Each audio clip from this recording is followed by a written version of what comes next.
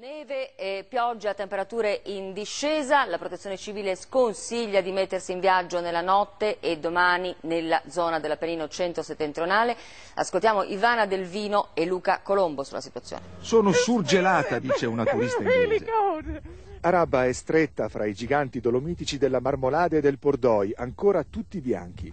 Arriva col vento dall'Europa nord-orientale, spadroneggerà almeno fin verso la fine della settimana con pausa nevosa al centro. -5 in piazza a quota 1600, -17 rotti l'altra notte, 11 gradi e passa sotto la media stagionale.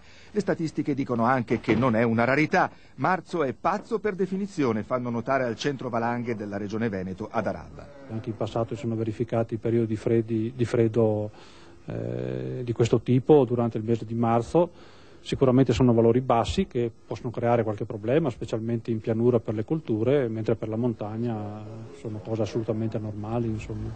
Il lago ad Alleghe è ancora gelato, normale anche questo. Del resto non sarà un caso che qui sotto le guglie del Civetta si veneri San Biagio, protettore della gola. Uno viene a sciare e viene guardato, viene preparato per sciare. Magari la vita fosse sempre così.